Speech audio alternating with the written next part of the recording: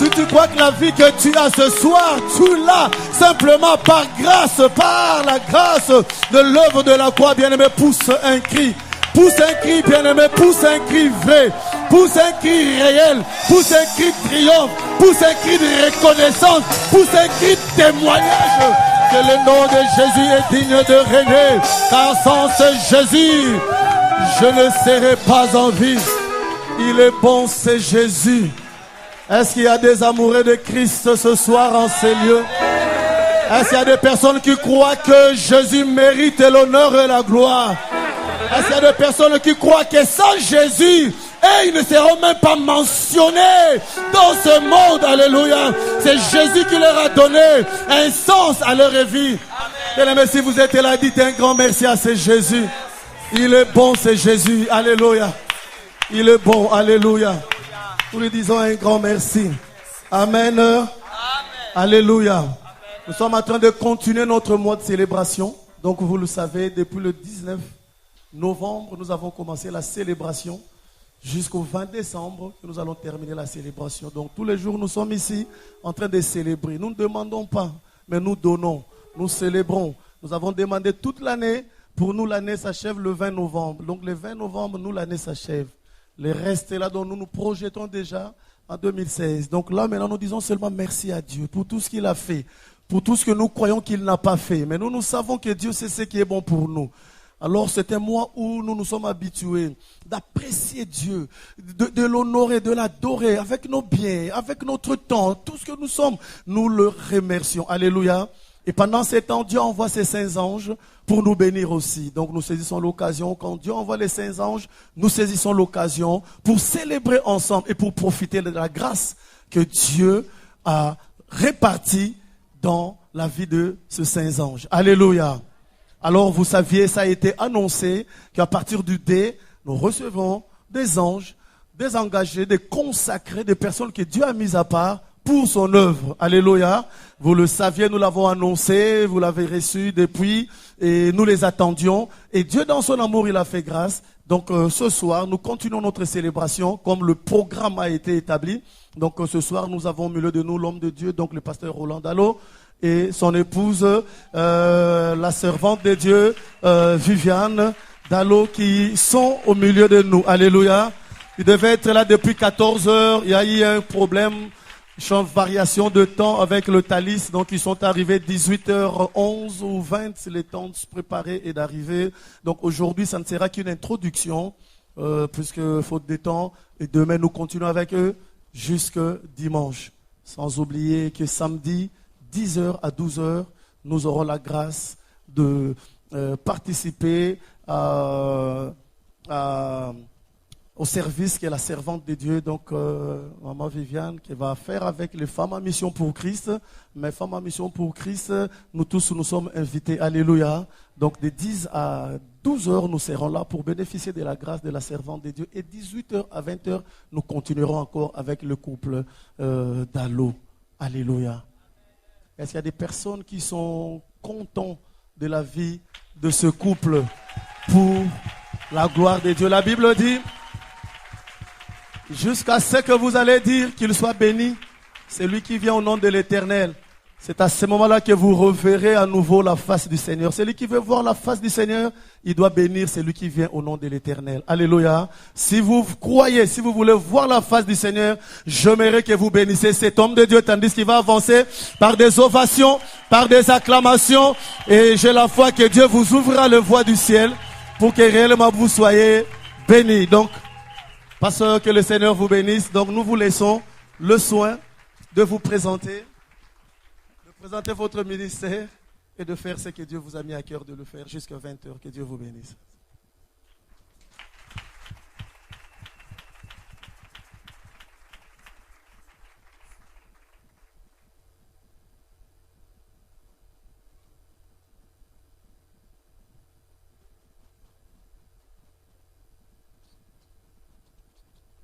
Je disais bonsoir à tout le monde. Que le nom du Seigneur soit béni ce soir. Je voudrais d'abord m'acquitter d'un double devoir, celui de dire merci au Seigneur qui rend possible ces instants, qui a permis que par un ami commun que nous avons, que nous puissions entrer en contact avec l'homme de Dieu, le berger, l'ange qu'il a placé dans cette maison. Nous bénissons Dieu pour cela. Mais deuxièmement, je voudrais vraiment m'acquitter de ces devoirs, c'est de dire un grand merci à mon frère, le pasteur Pajot, pour l'invitation. J'ai entendu tellement de bonnes choses les concernant par plusieurs sources. Et Dieu permet que nous puissions finalement être ensemble. Alors, comme il le disait, je réponds au nom de Roland Dallot. Je suis marié à Viviane qui m'a accompagné. Viviane, tu peux t'élever de nouveau. Nous sommes mariés depuis 23 ans maintenant. Merci. Nous avons 4 filles, 22, 20, 18 et puis 15 ans. Ma comptabilité est toujours un peu approximative. Sa comptabilité est toujours la meilleure. Et je suis pasteur du centre missionnaire Philadelphie à Kinshasa, une église qui fait partie des assemblées de Dieu. Voilà. Et je voudrais vous inviter ce soir à ouvrir avec moi vos Bibles. Et comme il a dit, je vais simplement introduire pour ne pas abuser de notre temps. Nous allons lire 2 portions des Écritures. Actes des Apôtres, chapitre 20, du verset 7 au verset 9, la première portion. Et la seconde, nous lisons dans Romains au chapitre 13. Et notre lecture est du verset 11 au verset 14. Alors j'aimerais faire la première lecture. Actes des Apôtres, chapitre 20, verset 7 au verset 9. Les premiers jours de la semaine, nous étions réunis pour rompre les pains. Paul, qui devait partir le lendemain, s'entretenait avec les disciples et il prolongea plutôt son discours jusqu'à minuit. Il y avait beaucoup de lampes dans la chambre haute où nous étions assemblés. Or, un jeune homme nommé Eutychus, qui était assis sur la fenêtre, s'endormit profondément pendant les longs discours de Paul. Entraîné par le sommeil, il tomba du 3e étage en bas et il fut relevé mort. Romains 13, du 11e au 14e verset. Cela importe d'autant plus que vous savez en quel temps nous sommes. C'est l'heure de nous réveiller enfin du sommeil, car maintenant le salut est plus près de nous que lorsque nous avons cru. La nuit est avancée, les jours approchent. Dépouillons-nous des œuvres des ténèbres et revêtons les armes de la lumière. Marchons honnêtement comme en plein jour, loin des excès et de l'ivrognerie, de la luxure et de l'impudicité, des querelles et des jalousies. Mais revêtez-vous du Seigneur Jésus-Christ et n'ayez pas soin de la chair pour en satisfaire les convoitises. Je vais essayer durant ces quelques interventions qui me sont données de parler sur les sommeils spirituels, ses caractéristiques, ses causes et ses conséquences. Les sommeils spirituels, ses caractéristiques, ses causes, ainsi que ses conséquences. Et ce soir, je vais simplement introduire. Et en introduisant, je vais voir si je vais aborder 1 ou 2 points. Mais les premiers points, je l'ai intitulé « Définition du sommeil et de ses caractéristiques ». Là, je parlerai du sommeil en général. Et le deuxième point que je pense aborder peut-être en partie, définition du sommeil spirituel et de ses caractéristiques. Le passage des Actes 20 nous parle d'un récit. L'apôtre Paul se retrouve à un certain endroit et il est en train de partager la parole de Dieu. Il est à Troas. Et il semble qu'il a été long, et même très long. J'espère que ce ne sera pas le cas pour moi ce soir. Mais entre-temps, alors qu'il enseignait, il y avait quelqu'un qui avait un drôle d'emplacement. Il était à cheval entre l'intérieur, là où l'on enseignait la parole de Dieu, et l'extérieur. On dit qu'il était à la fenêtre. Donc il avait 2 auditoires, il regardait l'extérieur, mais il appréciait aussi ce qui s'est passé dedans. Et à cause du long discours, la Bible dit, entraîné par le sommeil, il tomba du 3e étage en bas et il fut relevé mort. Je peux imaginer la scène. Les premiers accès, il a senti la fatigue. Sûrement, il a commencé par bâiller simplement. Et puis après, les premiers poussées qui s'arrêtaient chaque fois. Et puis ça commençait à être un peu plus long. Et puis je m'imagine, quelqu'un lui disait sûrement, Eutychus, tu es en train de dormir. Il dit non, je suis tout. Et puis à un moment, on entend simplement un bruit, boum. Il est tombé, mort, tué par le sommeil. Qu'est-ce donc le sommeil physique? Le sommeil est un état normal et naturel dans les cycles de la vie. Mais on peut définir le sommeil sur le plan biologique ou physiologique de 3 manières. La première manière, c'est que le sommeil, c'est l'état dans lequel se trouve un être vivant qui dort. Je ne vous ai pas beaucoup fait avancer. Mais la deuxième définition du sommeil, c'est le passage d'un état d'éveil à un état de léthargie, qui se caractérise par la cessation de l'activité motrice. On ne bouge plus. La cessation aussi de la sensibilité. On ne sent plus toutes les choses. Troisième définition du sommeil, c'est un état d'inertie, d'inactivité, soit momentanée ou prolongée, dans lequel se trouve une chose ou une personne. Et Acte 20, versets 7 à 9, ainsi que d'autres passages que nous allons voir, nous enseignent plusieurs choses, mais j'en fais ressortir 4, attachées au sommeil physique d'abord. La première des choses, c'est que le sommeil peut avoir des degrés ou des niveaux. Acte 20, verset 9 que nous avons lu, on dit d'Éticus, il s'endormit profondément. Ce n'était pas un sommeil léger. La version de la Colombe dit, il fut pris d'un profond sommeil. Le sommeil a des niveaux.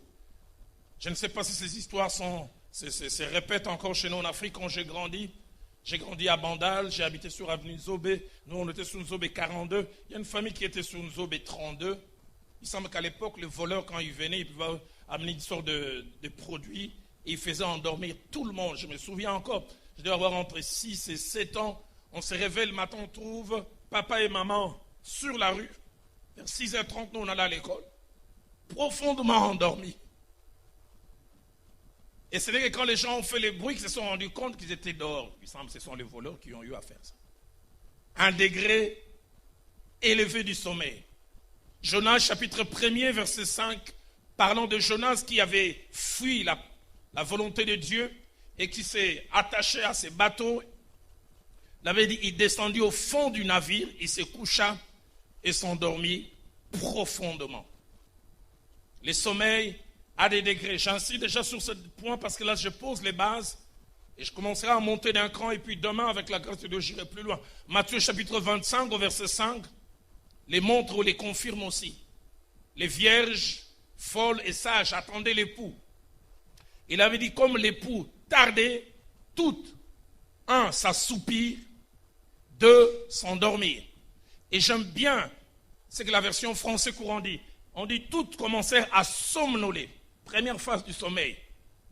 Et puis, deuxièmement, s'endormir profondément. Quand on parle d'assoupissement, c'est un léger sommeil. On est entre 2 étapes. Pas totalement endormi, mais pas totalement en éveil. Deuxième chose, attachée au sommeil, c'est que le sommeil entraîne l'insensibilité et l'inattention.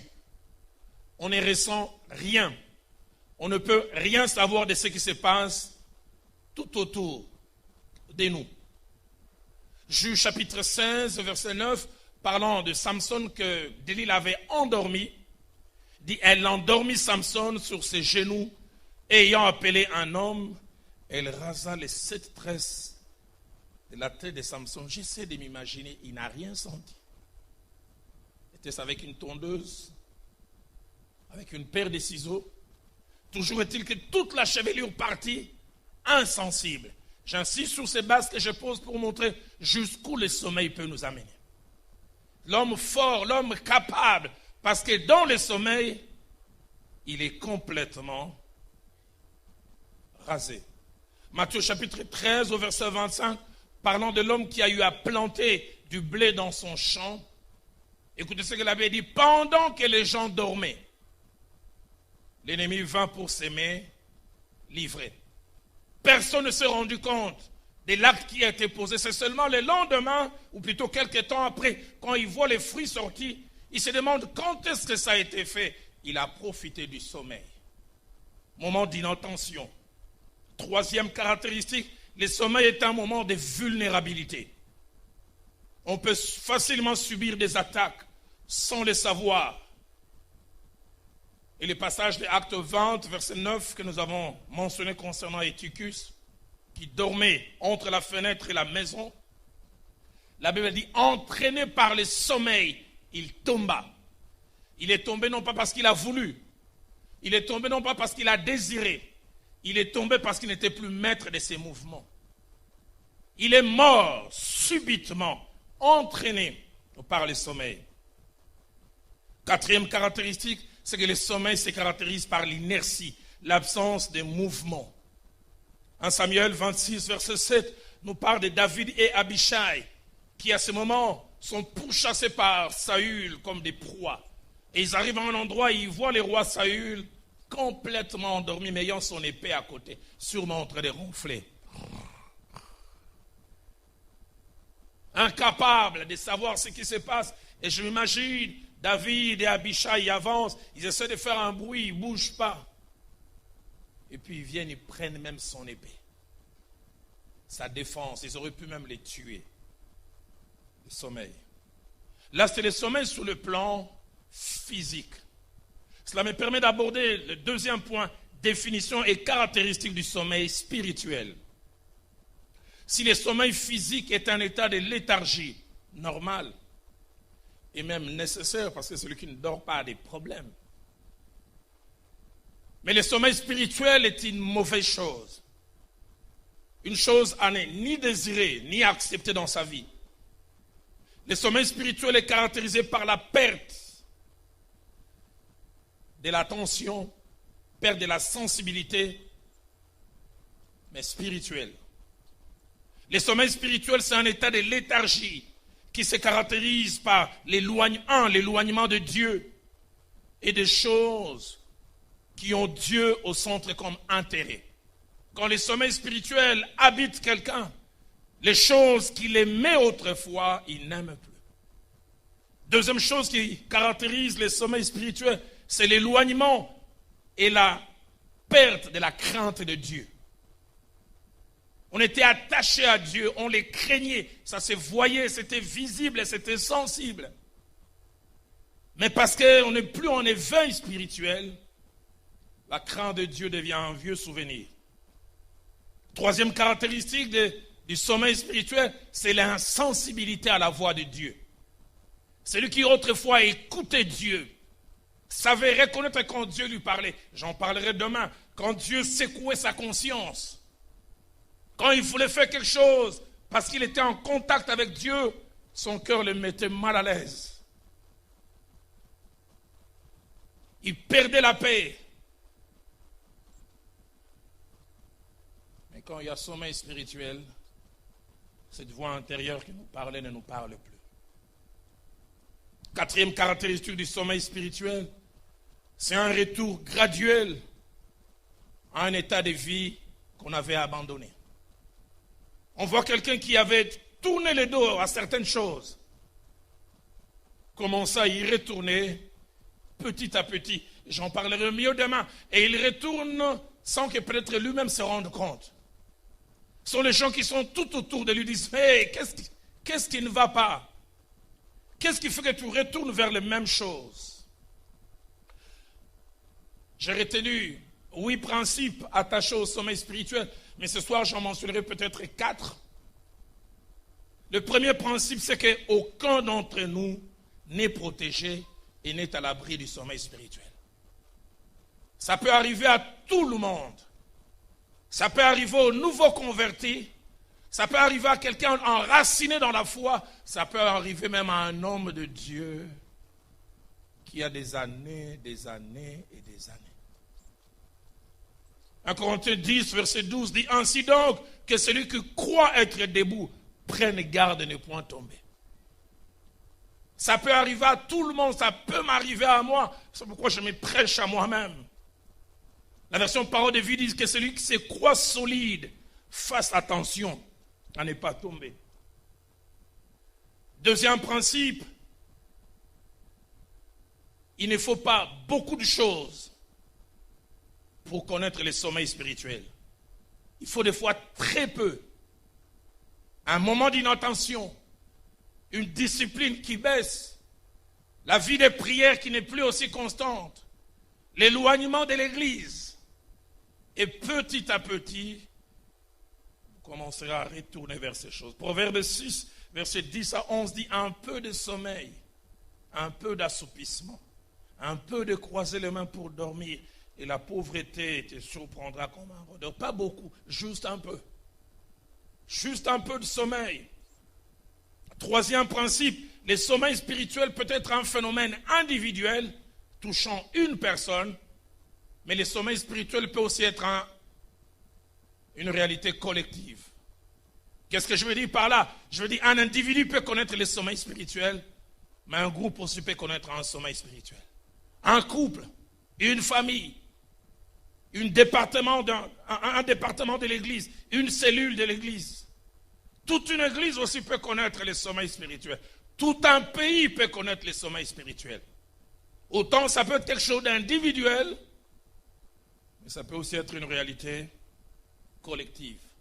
Acte 20, verset 9 que nous avons lu, nous parle du sommeil, mais d'un individu Eutychus. Mais Matthieu 25, verset 5 que nous avons lu, nous parle du sommeil comme d'une réalité collective, comme l'époux tardait, toutes s'assoupir et s'endormir. Ah, dans ma petite expérience dans l'œuvre de Dieu, je puis voir combien petit à petit, je me souviens nous diriger une cellule et combien Dieu agissait au milieu de nous. Mais quand la gangrène du péché est rentrée en nous, la tolérance, ça a commencé d'abord par nous les responsables, et puis petit à petit ça a touché tous les groupes. Quatrième chose, je termine par là ce soir, les sommeils spirituels s'accompagnent toujours de la perte de quelque chose. On n'expérimente jamais les sommeils spirituels sans perdre quelque chose.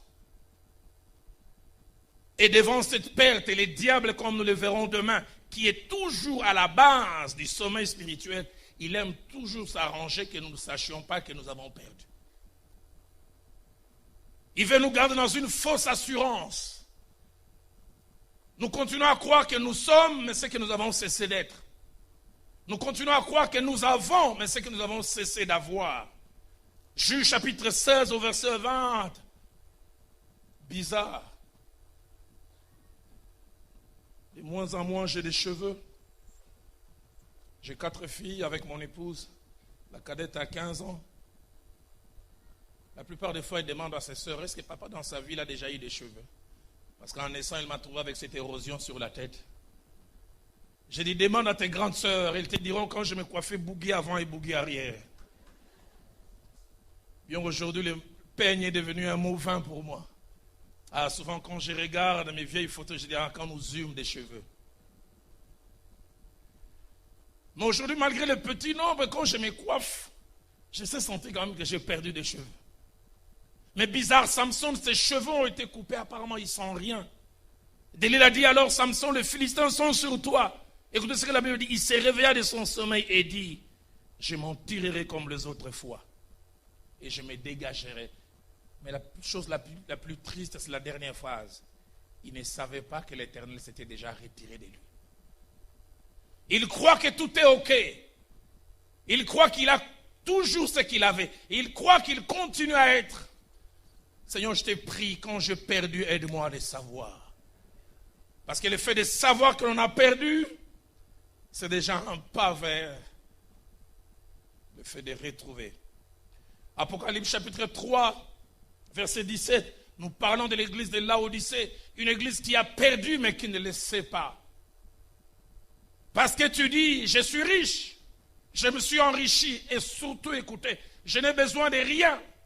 Mais écoutez la suite, parce que tu ne sais pas que tu es malheureux, misérable, pauvre, aveugle et nu. Qu'est-ce que ce passage veut dire? Ça veut dire qu'on peut être malheureux, misérable, pauvre, aveugle, nu et ne pas le savoir. Et même croire le contraire. Je suis riche, je me suis enrichi, je n'ai besoin de rien. Et pourtant il a besoin de tout. Combien de fois le sommeil spirituel vient s'inviter en nous?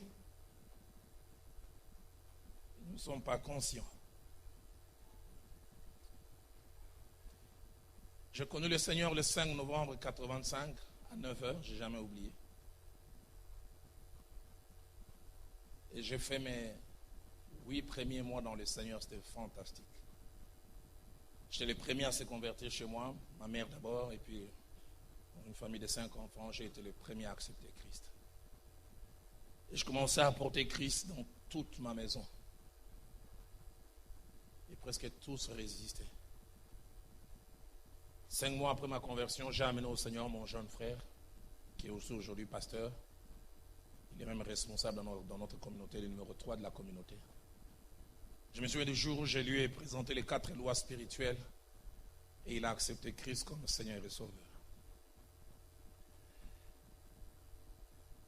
Subitement, au début du 8e mois, je connus ce que je vous enseigne ce soir, le sommeil spirituel. Zélé, priant, jeûnant, évangélisant. Un oncle à moi est tombé malade, il était interné aux cliniques Ngaliema chez nous au pays.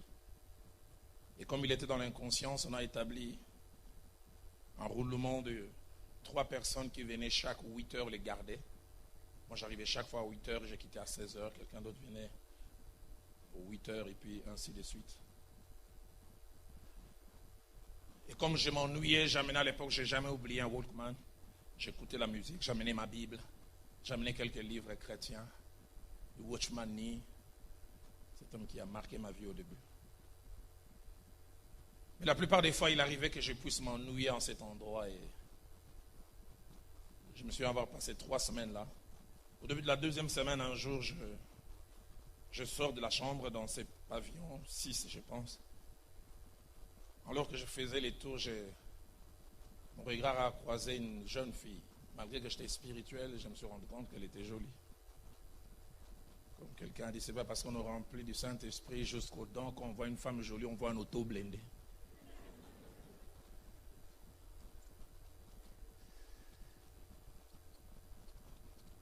Et je me suis dit, on s'est simplement salué. Je suis rentré dans ma chambre. Enfin, dans la chambre de mon oncle que j'ai gardée. Le lendemain encore, vers 11h, 11h30, à peine je sors, je la vois. Mon cœur fait boum. J'ai dit, ça c'est anormal, ça. Et puis elle s'est approchée de moi et dit, je te vois, qu'est-ce que tu fais ici? Je dis, non, je garde un oncle qui est malade. Et puis il me dit, non, moi je suis moi-même malade, j'étudie à l'internat. C'est où? Il m'a dit, j'étudie à l'Inf. J'ai dit, ah bon, à l'Inf? C'est moi aussi, j'ai étudié à l'Inf. Ah, tu étudies à l'Inf, tu connais la route qui va de l'Inf ou Ngueba? Ah, tu connais, oui. On a passé 15-20 minutes, on parlait de tout sauf de Christ. Or, à l'époque, dès que j'ai rencontré quelqu'un, la première des choses, j'ai présenté Christ. Là, je me suis rendu compte qu'on a parlé, je n'ai pas parlé de Christ. Et puis après, je suis retourné dans ma chambre, j'ai dit, demain, si je la rencontre, je dois prêcher. Mais je m'étais simplement rendu compte qu'en rentrant à la maison, j'ai pensé beaucoup à elle. Je me disais, mais pourquoi je pense à elle? Et puis j'arrive, je dis non, là on a Robi matin. C'est une manière de me protéger. Aujourd'hui, je ne sors pas. 11h, 12h, vers 12h, simplement j'entends quand. Je suis sorti à notre heure habituelle pour faire les petits tours. Pourquoi tu n'es pas sorti aujourd'hui? Je disais, je suis occupé, mais au fond de moi, je disais, non, j'avais peur de te rencontrer. Et puis on est resté là, on a commencé à me parler. Voilà. Et puis voilà, moi j'aime Zaïko, voilà. Je voulais prêcher, la prédication montait, mais ça bloquait là.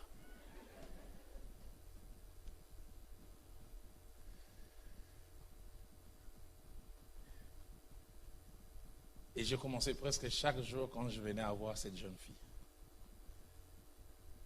J'ai jamais su comment on est devenu copain, copine. Je ne me souviens pas lui avoir fait la cour normalement. Je me souviens simplement un samedi, elle était guérie, elle devait quitter l'hôpital, elle dit je vais quitter, mais j'aimerais bien, parce que je vais encore rester à Kinshasa avant de rentrer à l'internat, si tu peux venir rendre visite à la maison. Tu m'as donné un bout de papier avec son adresse. Au départ, j'ai dit non, je vais déchirer ça. Moi, je suis un enfant de Dieu. Comment je peux faire des choses comme ça? Et puis, toutes ces choses, j'ai abandonné. 2 jours après, c'était un lundi, mon père m'a demandé de aller lui acheter des journaux en ville. Puis je pars, j'achète des journaux. J'arrive à Kitambo magasin, j'ai dit Seigneur, je vais aller chez cette jeune fille, mais si tu ne veux pas que j'aille, qu'il n'y ait pas de taxi. Le temps que je finisse, il y avait un taxi devant. Vous savez, les péchés, quand ça vous attire, au lieu de ne pas aller, vous commencez à faire des prières qu'il ne faut pas faire. Et puis, me voilà dans les taxis. Écoutez encore la deuxième prière. Seigneur, si je ne veux vraiment pas que j'arrive, que les taxis tombent en panne, ça jamais.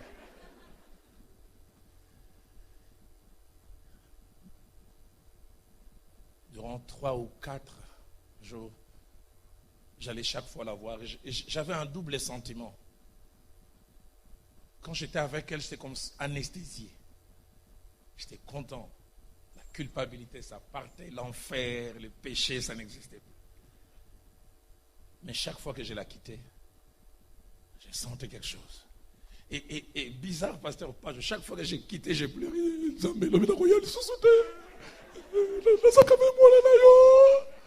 Je ne reviens plus demain, Seigneur, mais je suis ton enfant. Et le lendemain, je revenais encore. Je n'oublie pas les dimanches qui a suivi. Mon pasteur, à l'époque, a prêché un message fort.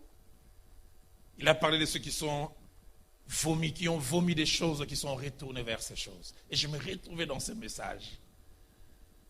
Et il a dit arrêtez, et j'ai pleuré à chaudes larmes. Mais quand je pleurais, j'entendais une petite voix dire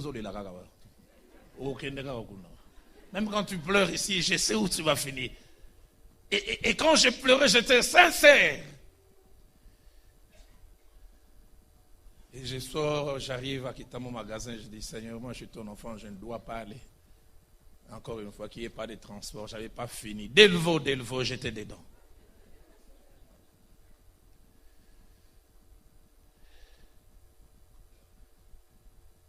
Et cette fille a commencé à me refaire des choses que j'avais laissées.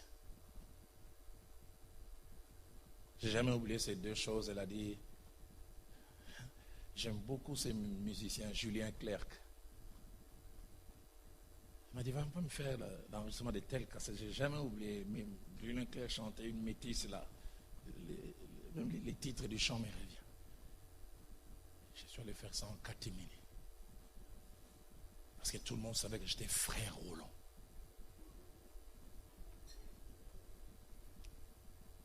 Et juste 2 jours avant qu'elle retourne à l'internat, on a commencé à faire la publicité. Le groupe Kassav va venir à Kinshasa.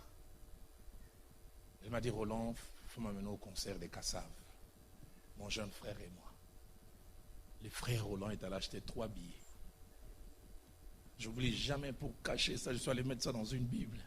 Et vous savez, quand Dieu veut vous accrocher, ce soir, alors qu'on faisait la prière familiale, mon jeune frère, il a ouvert la première page, la deuxième. Il dit, quel est ce païen qui a les billets du concert de Kassav? On doit déchirer ce chèque. Mais pourquoi tu déchires? On peut utiliser ça pour bien d'autres choses. J'étais en train de me protéger.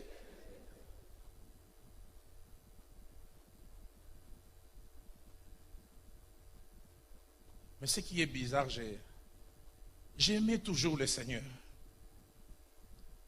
Mais j'étais retourné à ces choses. Quelqu'un a dit, quand vous avez goûté Dieu, le péché n'a pas la même saveur pour vous que pour les autres. Quand on a réellement goûté Dieu. J'ai passé les 6 mois où j'étais le plus malheureux. Vous savez, des fois, mieux vaut être païen et tu assumes ça. Pleinement. Qu'être entre ce que les anglophones disent in between, entre les deux. Mais j'aime comment Dieu m'a rattrapé. Cette journée-là, Dieu voulait vraiment me rattraper. La nuit, je me réveille à 3h du matin pour aller au petit besoin. Je trouve mon jeune frère en train de faire un exercice que je faisais souvent, mais à cause du sommeil spirituel que je n'arrivais plus à faire. Je trouve mon jeune frère Rémi à genoux en train de prier. Je me rendors. Je me réveille encore vers 5h. Rémi à genoux. Je me demande, depuis je l'avais laissé, ou bien c'était endormi, et il s'est réveillé après. Au fond de moi, je dis, ma petite n'a mis ça, c'est pas comme bon de la bonga dans Sili. Des gens que j'ai amenés au Seigneur sont enflammés, et moi. Rémi part au collège Boboto, où il étudiait. Il revient à 13h, je n'ai jamais oublié. Rémi et moi, on mangeait toujours ensemble. À 2, maman nous a servi avec du poundou, il y avait du foufou et puis il y avait du poisson, chanchard, qu'on appelle les Thompson. Juste le temps qu'on sert, ma mère est allée rapidement pour bouffer. Rémi m'a rappelé, il y a Roland. N'est-ce pas que c'est toi qui disais avant de manger, il faut prier. J'avais honte de faire revenir ma main. C'est lui que j'avais affermi, me rappeler mes affermissements. Et j'avais tellement honte que je n'ai pas voulu reculer la main. J'ai dit, bon, ça me la rage. Ça dit, toi, prie. Rémi a fait une prière pour la bouffe, mais en pleurant. Je n'ai jamais oublié quand il a fini. Il me dit, à Roland, je sens dans mon cœur que je ne mange pas. Toi, continue. Je suis resté devant ces gros foufous. C'est Poundou et d'un côté j'avais honte. Et j'ai vu mon jeune frère qui partait en pleurant, je l'ai entendu prier dans son chambre. Alinga Lanzambe. Zongusa ya Roland, zonga ya Roland, zaiko lendi sangai. Fait que ya Roland redevienne celui qu'il était. J'avais mal et j'avais honte devant la nourriture. Il me le dira plus de 3 ans après. Il dit, ce jour-là, Dieu lui a mis à cœur d'entamer un jeûne de 3 jours pour prier pour moi. Et j'oublie jamais, je suis resté devant la bouffe. J'ai commencé aussi à pleurer. J'ai dit, je dois redevenir celui que j'étais. Ça, c'est pas ma vie. J'ai fait un retour vers le Seigneur, c'était facile. Mais la jeune fille, elle était à l'internat. 1 mois après, elle est revenue. Je suis allé la voir. J'ai dit, toi et moi, c'est fini. Il dit, pourquoi? J'ai dit, parce que je suis chrétien. Il dit, tu es devenu ou tu? J'ai dit, non. Je ne suis pas devenu. Même quand je venais chez toi, j'étais un enfant de Dieu, mais endormi. Toi et moi, c'est fini. Je lui disais, j'avais mal, mais je savais que je devais.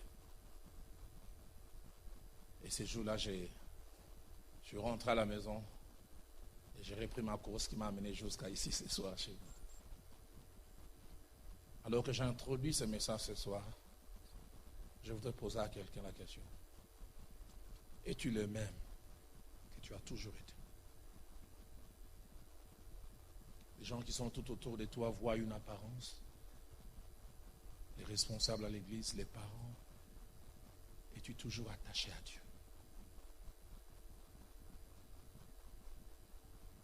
Le Seigneur parlant, cette église d'Apocalypse dit, je connais tes œuvres. Et puis il ajoute, je sais que tu passes pour être vivant. C'est l'impression que tu donnes. Et pourtant tu es mort. J'aimerais aller plus loin encore, dire, paraître coûte cher. Être bon marché. Faire semblant, c'est coûteux. Mais être, c'est facile. Ce soir, je n'aimerais pas lancer un appel. Je lancerai un appel demain.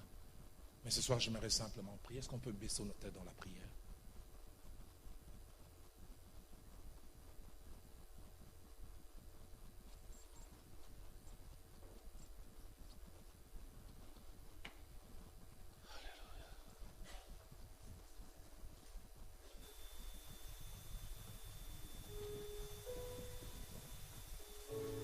Voilà, c'est le cantique qui monte dans mon cœur.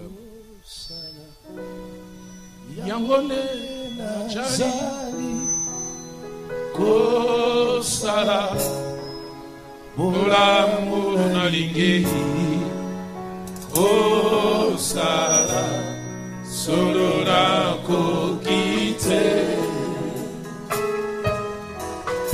Kolomba Benabo Yangone Najali Kosala Mola Mola Ligi Kosala Solo na Kokite Oh yes